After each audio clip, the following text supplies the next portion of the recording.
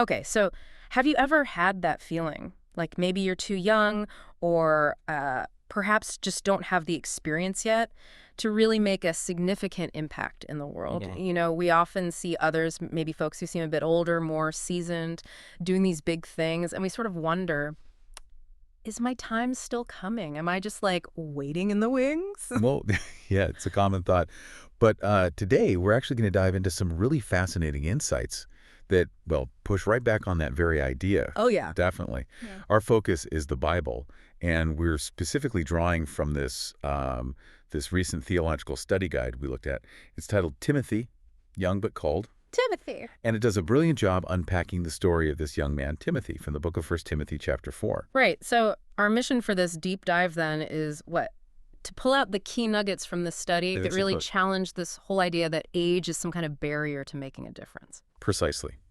We want to see how Timothy's experience, even though it happened ages ago, can still, connect with anyone, anywhere, right now. Okay, sounds good. Let's break this down. So let's really try and picture Timothy's situation here. He's young, right? Probably, what, 20s maybe? Likely, yeah. At least the source suggests that. And he's entrusted with this huge calling from God. I mean, he wasn't just like an assistant. Paul sent him to lead a church. In Ephesus, yeah. A Yeah. major, bustling city. Not exactly a quiet village posting. Wow. And the source mentions he was dealing with false teachings, appointing elders. I mean, those are seriously weighty responsibilities. Huge, especially in a culture where, age often meant authority. Think about being at a big meeting, surrounded by older, maybe skeptical people. Yeah, that gives you a sense of the pressure he must have been under. And what's really key here, I think, is that relationship he had. His mentor was the Apostle Paul. Right, one of the most influential leaders, period. Absolutely. And Paul trusted him. Despite Timothy's youth, Paul handed him these incredibly important responsibilities, correcting doctrine, setting up leadership. That wasn't typical back then, was it? Not at all. It was pretty radical, actually. The study guide really highlights this. Paul wasn't just giving him a pat on the back. He was putting serious church matters in his hands. It just immediately shows that God's perspective often isn't limited by our human ideas about age or experience. God doesn't see age as a barrier. That's such a powerful way to put it. It really shifts things, doesn't it? If Yeah. God could use someone young like Timothy in such a critical, challenging role, Yeah. then it just makes sense that he can absolutely use you right now, wherever you are, no matter how old you feel or what experience you think you're lacking. That's the core message, really. If we zoom out a bit, the central point from First Timothy 4 is just that. God can use anyone, anyone, regardless of age, to do incredible things. Yeah. Age just isn't the disqualifier we sometimes make it out to be in God's plan.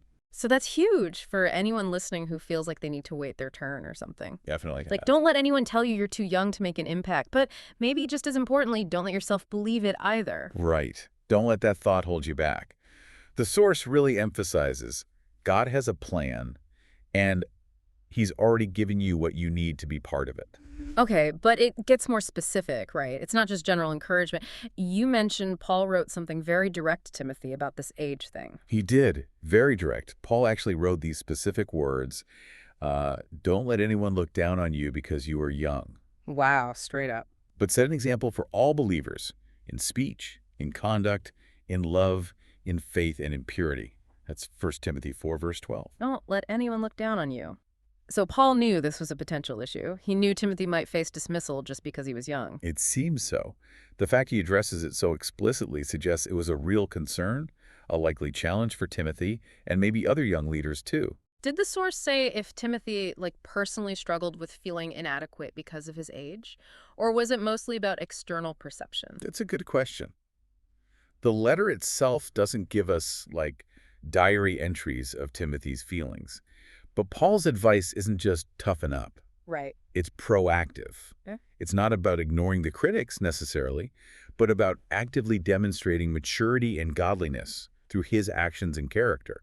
Basically, live in such a way that your age becomes irrelevant. Okay, so that flips the script. Instead of worrying about being looked down on, you focus on being an example. Exactly. Which leads to the obvious question for us, for you listening, how can you be that kind of example? Paul actually breaks it down, doesn't he? He gives those 5 areas. He does. 5 specific ways Timothy, and by extension, us, can set that example. And what's amazing is how relevant these still feel today. Totally. Okay, let's walk through them. First up was in speech. Right. So think about your words. Are they building people up? Are they kind, truthful, encouraging? Or are they tearing down, gossiping, being negative? Especially for a leader, even a young one, your words matter a lot. Yeah. It's about choosing to speak life and truth, as the source puts it, even when it's tough, like maybe correcting someone gently or just bringing positivity into a conversation. Makes a huge difference. Okay, next was in conduct. This is about your actions, your behavior, just how you live day to day. Your lifestyle. Exactly. Are your actions lining up with what you say you believe? Are you acting with integrity, honesty, respect? The source says, even when no one is watching. Ooh, that's the key part, isn't it? When no one's watching. It really is. That kind of consistency is a powerful witness. Yeah. It shows people what following Jesus actually looks like in practice. Okay. Then number 3, in love. And this isn't just, warm, fuzzy feelings. The study guide is clear. It's about actively caring for others. Active caring, so like practical stuff. Yes. Being patient when someone's difficult. Yeah. Showing kindness when maybe it's not deserved. Forgiving people. It's that selfless, sacrificial kind of love. That's tough. But yeah, seeing someone live that out, especially a young person maybe defying expectations, that's impactful. Definitely. Okay, 4th is in faith. Faith. So trusting God. Trusting God, believing his promises, especially, as the source says, when things are tough. Right. When it's easy to doubt or complain. Exactly. Think about Timothy facing opposition or just the weight of it all. When you keep trusting God through challenges, your faith becomes visible. It can actually inspire others and strengthen their faith too. Very true. And the last one, in purity. Purity. This means basically living a life that is clean and set apart for God. Okay, what does set apart look like practically? Well, it's about making good choices. Yeah. Choices that honor God and what you watch, what you listen to, how you handle relationships, guarding your heart and mind. Especially important maybe for a young leader in a culture that might have very different standards. For sure. It's about maintaining integrity, both internally and in your public witness.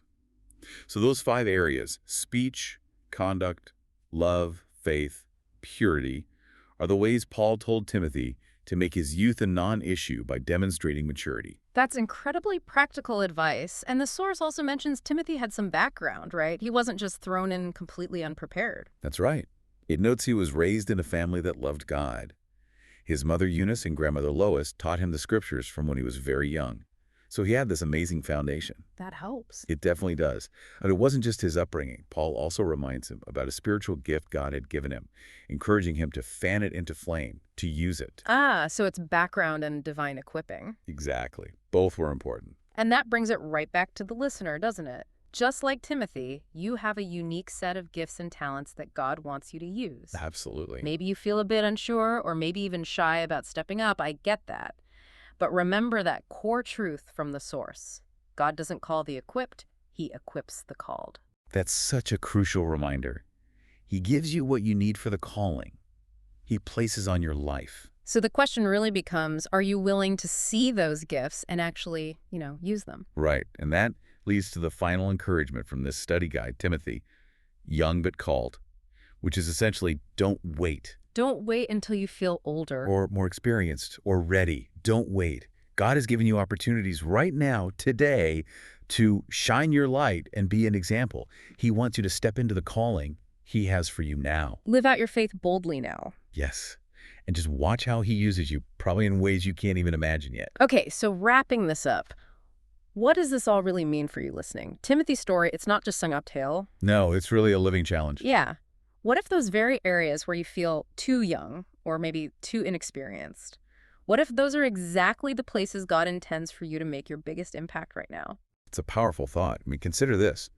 If God genuinely works through people, regardless of their age, what's one small step, maybe even a bold step you could take this week? Maybe focusing on one of those 5 areas, like really intentional speech, or choosing integrity and conduct when it's hard, showing that act of love, stepping out in faith, making a choice for purity. How could that start to illuminate your own sphere of influence? Yeah, what small step? That's the question. What really stands out to you from Timothy's journey today? Keep chewing on that. Keep reflecting on this powerful idea.